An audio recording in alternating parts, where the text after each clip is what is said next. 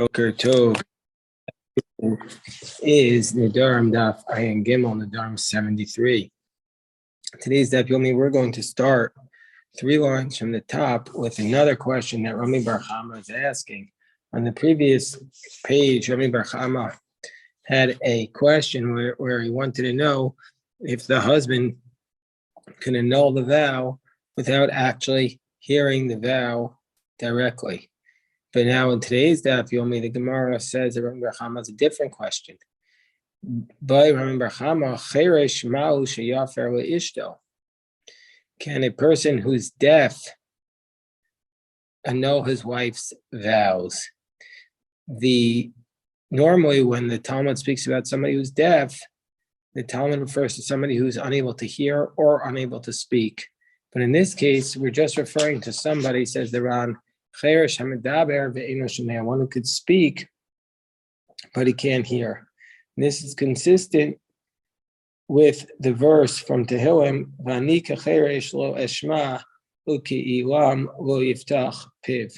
And I'm like a cheresh, somebody who's not able to hear. So the Rami Bar Chama's question is as follows: Im tim tzalomer bal mefer b'lo shmiya. If you want to say the husband can annul the vow without hearing it, and we discussed earlier that when the language is imtim tzalomer, that's usually the Gemara's way of saying it's accepted, that approach. So a husband can annul a vow without hearing the vow. But maybe, says Rami Bar Chama, maybe that's only because mishum debar mishmahu. Now, what's the reason why the husband couldn't annul the vow without hearing it? Only because he is potentially able to hear it. But the deaf person who's not potentially able to hear it, maybe, therefore, he cannot annul the vow. Meaning to say, we don't need actually you hearing the vow. We need just you potentially being able to hear the vow. And this is the concept of Rabbi Zera. The Amar Rabbi Zera taught, and the Gemara cites this in 9 places throughout the Shas. So anything that is capable of being mixed, the mixing is not essential. This relates us back to the Mishnah Minachos, where we know that you put, in order to have carbon mincha, you need to have flour and oil. But the question is, does the Mishnah Menachos says that the oil is not required to be mixed? Meaning to say, even though you're supposed to mix the flour with the oil, if the oil is not actually mixed with the flour, the sacrifice is not disqualified. But in that context, it also says in Menachos on Daf Kuf Gimel Amabeis that you're not allowed to bring a mincha which is more than 60 isaron. You can't bring a mincha offering of 61 isaron and in one utensil. And the reason is because if you bring 61 isaron in one utensil, then the oil will not be able to be mixed because it's too much for one utensil. So the Gemara there asks the question, I don't understand. The Gemara asks the question, if the mixing of the oil is not essential, what do we care if the oil is not properly able to be mixed in a utensil which has 61 isaron of flour? And so therefore Rabbi Zera says to deal with this contradiction, Rabbi Zera says, Kol haroi lebiwa ein biwa ma'kevispo, v'kol she'ein roi lebiwa biwa ma'kevispo. Anything which potentially could be mixed, any oil which can potentially be mixed with the flour, then we're going to say that the mixing is not required. But if it's not potentially able to be mixed, then the mixing is going to then the lack of the mixing is going to be disqualifying. And so that's the principle. So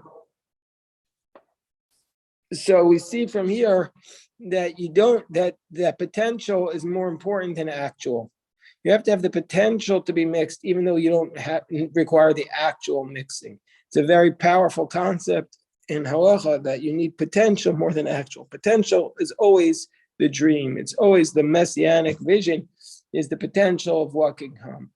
And in this context, we're saying that maybe that's the same thing about the husband who cannot hear. Maybe hearing is not required, actual hearing is not required, but potential hearing is a requirement. So, or do we say, Odilma, perhaps we say, Bishama Isha Lo Ma'akev, or perhaps we say that when it says in the verse that the husband hears, maybe that's not required at all. That's just basically the verse speaking in the normal manner, but it's not required that the husband actually hear the verse, hear the vow, or not required that he actually be capable of hearing the vow. So Tashma v'shama isha, the Gemara says, let's answer is from a brisa.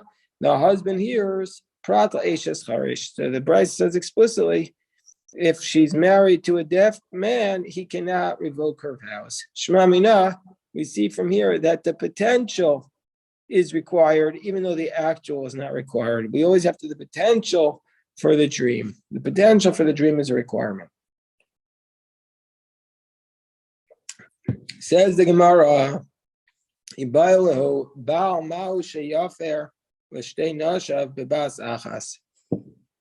asks the Gemara, can a husband revoke the vows? Let's say he's married to two wives. Can he revoke the vows of both wives at once? Bebas achas. Can he revoke the vows of both wives at once?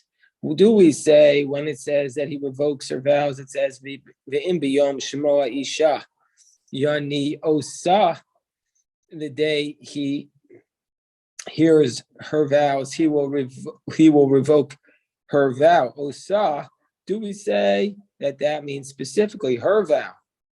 Osa dafka, olav dafka. Maybe it doesn't mean it's just talking about a case. Most times people have one wife and they hear one wife's vows and they so revoke one wife's vows. That's the normal case. So it's lav dafka, meaning to say it doesn't matter if it's one wife or two wives or three wives, you can revoke them all at the same time. So that's the Gemara's question. Gemara says, let's bring this case from a brisa. Tashma, the verse says, with respect to a sota woman. And what is a sota woman? A sota woman is a woman who is accused of being adulterous by her husband, and then she's secluded with the man. She has yichud with the man who she is accused of being with. Now, then we take this woman to the temple and give her the passage of sota to drink. It's mixed with water, the parchment. So the name of God, Rahman al-Atzlan, is being erased in this ceremony. And however, if she admits to the sin beforehand, then we don't make her drink these bitter waters because we know she's admitted to the sin. So now the Talmud says in the Brisa, "Ein mashkin shtei sotos ka'achas." We do not have two sotos drink at once. We don't give two women who are being accused of being adulterous. We don't give both of them to drink the water at one time. Why? Mimnei sheliba gas bechaverta, because she's always going to be thinking about what else is her friend doing. Liba gas bechaverta, meaning to say that her mind is always on her friend, and sometimes her friend is going to actually be innocent, well, even though this woman herself is guilty. And if her friend says, "I'm innocent," this other woman will be afraid to admit her guilt. And so therefore, for this reason, we don't drink them both. We don't give them to drink the bitter waters both at the same time because we're worried about the consequences of this activity. Shaliba gas bechaverta. So, meaning to say she's more likely to admit if she's by herself. And that seems to be no relation whatsoever to the case of the Nedarim, because the Nedarim, in the case of the annulling the vows of two women at once, there is based upon a verse, but here it's based upon logic. So Rabbi Yehuda says, "Lo man Hashem uzeh al mishum shenemar v'ishka osa levada." Rabbi Yehuda says, no, that's not the reason why we don't give the two sota women to drink at the same time. The only reason why we don't give them is because it says in the verse, v'hishka. It says we give her the water, which implies osa levada. She herself The word vishka is dafka. One woman we give to drink by herself, but not two women. So according to Rabbi Yehuda, we learn the word vishka, and also by Nedarim, osa, it's referring to one specific person. So you can only annul the vow of one woman at a time. Whereas according to the Tanakam of the Braisa in Sota, the word hishka is lav dafka, and so too the word osa is lav dafka. These are not exact terminology, and so therefore you could revoke the vows of two women at the same time. So that's now we're up to the Mishnah on the top of Ayin Gimel Amud Beis 73b. This next couple of days we're going to be transformed back to first today's Kesuvos, and then tomorrow, Bezras Hashem Yisparach, to Yevamos, back to our days of Yevamos. So what is the Mishnah on the top of 73b? Says the Mishnah, Bogeres, Sheshasa, Yud Beis Chodesh. Let's say you have a Bogeres as an adult girl. And we know the law of an adult girl with respect to vows, that her father cannot annul the vow. So her father can only annul the vow before she becomes a Bogeres, or before she becomes fully married. So if she's a Bogeres, so at that point, she's in Arusa, and while she's in Arusa, while she's betrothed, her husband also can't annul the vow, because the husband, while she's in Arusa, while she's betrothed, he can only annul it b'shutfus, in partnership with her father. But since the father can't annul it, so therefore nobody can annul the vows. But now she was Shasa, Yud Beis Chodesh. But now she waited more than 12 months. And remember, we learned in Ksubos, and if you wait more than 12 months, even though you're betrothed, the husband has to support you. So we say if she's an adult who waited more than 12 months, or if she's an almana, a widow, more than lamed yom, at which point, more than 30 days, at which point the obligation to support kicks in. Rabbi Eliezer says, since the husband is required to support her, since at that point he's required to be supporting her, yafer, he's going to be able to revoke her vows by himself. And even though prior to this he couldn't revoke the vows because he needed the partnership of the father and he didn't have it, so now we're going to say he's able to revoke the vows by herself. So the Chum say no. The Chum say the husband cannot revoke these vows until she's fully married to him, until she's in this Nisua. As an Arusa, he can't revoke the vows. We don't care that he's supporting her. We don't care that he's responsible for her mizonos, that he's responsible to support her, and her vows actually are affecting him for that reason.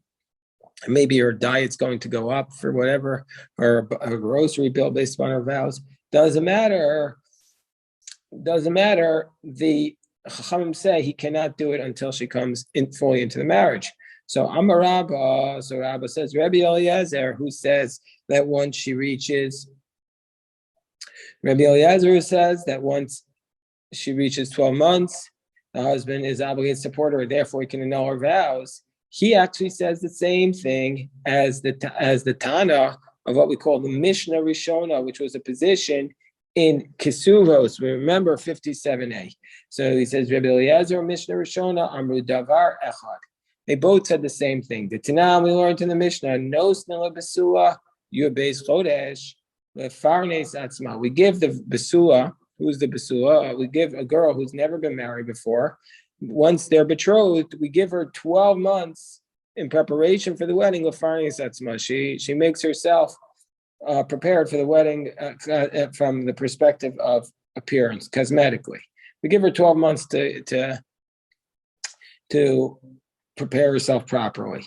But once Higia Yud Beis Chodesh, says the Mishnah Rishona, once the 12 months have arrived, and he's therefore supposed to marry her at this point, Ochelas Mishalo, now she's able to start eating from his food, and also, meaning he has to support her, V'ochelas Betruma, and if he's a Kohen, she can now start eating the Truma. What's the reason why she can't eat the Truma until this? So the Gemara there says, Gemara in Ksuvos says two reasons why she can't eat from the Truma. The Gemara there tells us the position of Ula and Rav Shmuel Bar Yehuda, that biblically speaking, Minatorah and Arusa can't eat the Truma. but the Chachamim made a decree that she couldn't eat it. What's the reasoning? So the first approach is the approach of Ula, and Ula says, because we're concerned that since, she's in Arusa, she's still living in her father's home. So therefore, one of her brothers, if she's drinking the truma wine or the truma oil, she's putting the oil in the salad from that her husband gave her, the truma oil, and then she's going to be sitting there, she's putting it in the refrigerator, and her brothers who are Yisraelim are going to come into the house after a long day at work, or they're going to take out her salad and eat her olive oil dressing. Big problem. So then they're eating the truma. So the rabbis made a decree, say that for those 12 months, that she cannot eat the truma while she's betrothed. But that won't apply after she moves out of the house. It's not going to apply anymore. And after 12 months, she'd move out of the house. Whereas according to Rav Shmuel bar Rav Yehuda, the concern is that she's going to develop, the husband's going to notice a simpon upon her, a blemish upon her. What's the blemish? The blemish is that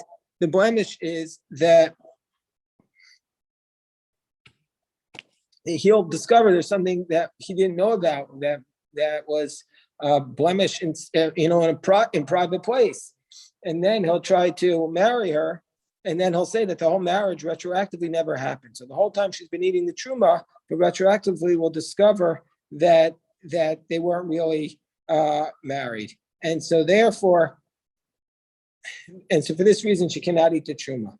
So back to the Gemara. After 12 months, says the Mishnah Rishona, she can eat from his truma. But the yavam, meaning to say the person, if her husband died and then she falls to yibum, there's a zika between her and her husband's brother, that the husband's brother is waiting to marry her. He cannot give her the truma at all, because he's not going to be considered strong enough of a connection to be her wife, and so therefore she cannot eat the truma, even after the 12 months. So the Asta Shisha Chadashim Ifnei Abal. Now this is almost irrelevant what the Gemara is citing the whole source now, but this part of the source is not relevant. Now let's say she was 6 months before her husband, Shisha Chadashim Ifnei Yavam, and 6 months before the Yavam. Vafilu Kulam Ifnei Abal. Even if the whole time she was before her husband, Chaser Yom Echad, just missing one day, or Kulam Ifnei Yavam Chaser Yom Echad, meaning say she wasn't a complete 12 months before her husband. She cannot eat from the truma. She loses the ability. Zum Mishnah Rishona. So that seems to be Mishnah Rishona. And this is like Rabbi Eliezer, because Rabbi Eliezer says after 12 months, the husband's required to support her. After 12 months, she could eat from the truma, meaning to say we view them as though they're fully married. And therefore, Rabbi Eliezer is saying after 12 months, he can revoke the vows, just like she can eat from his truma. Whereas Bezin Sha'achrayim Amuda, later court, after the Mishnah Rishona said, he said, no, you need full marriage. She need chuppah for her to be able to eat the truma. And so too, we would assume that they would say you need full chuppah in order for the husband to revoke the vows. So let's assume that Rabbi Eliezer, who says you can revoke the vows, it's like the Mishnah Rishona says that after 12 months she could eat from the truma. So Amalei Abaye says no, it's not necessarily the case that they're the same position.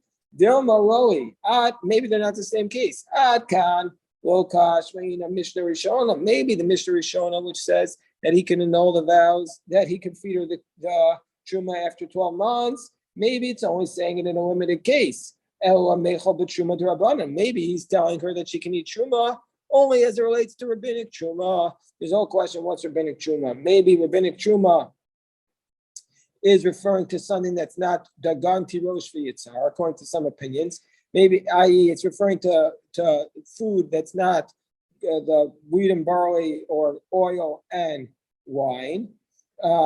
Maybe that's rabbinic truma. Or else maybe it's referring to truma that was in the borderlands, not directly in the land of Israel, or maybe truma after the destruction of the temple. These are different theories of what is rabbinic truma. Or maybe it was truma that grew in a flower pot that didn't have a hole in it, so it wasn't directly growing from the ground. Avol Nedarim, but Nedarim, the Araisa, but vows, which are biblically speaking, aim alone. Maybe the Mishnah Rishona would say, well, since vows are biblically speaking, you can't annul those vows even after 12 months.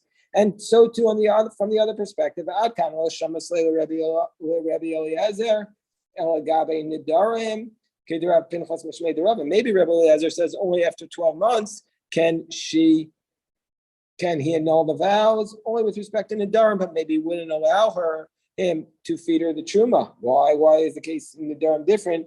I like the position, which we're going to get to also on tomorrow's daf, of Rav Pinchas in the name of Rava. The Amar Kohen Oderes Hadas Bala Hinoderes. That he says with respect to vows. It says that every woman who makes a vow, she's doing it with the implicit imprimatur and consent of her husband. So Kohen Oderes Hadas Bala Hinoderes. Meaning to say, we'll read the Mefarish. The Hainu Taima, the Mishin is Chayev, Yafer. This is the reason when once the husband is obligated to support her, he can annul the vows because of what Rav Pinchas says. Meaning to say, after he's obligated to support her, then we're going to say that she's making the vows having him in mind. So therefore, he has the ability to annul her vows because she's doing it al das bawa. But with respect to Truma, then we're going to say it's a totally different situation. So about Truma, but Truma, even rabbinically, she wouldn't be able to eat it. But the vows, we're saying biblically speaking, it's not really a vow. Adas Bala, that biblically speaking, it's not really a vow because really she had in mind when she made the vow that her husband should be able to annul the vow. Okay, so we'll stop the recording here and we'll keep going. It's today's daf.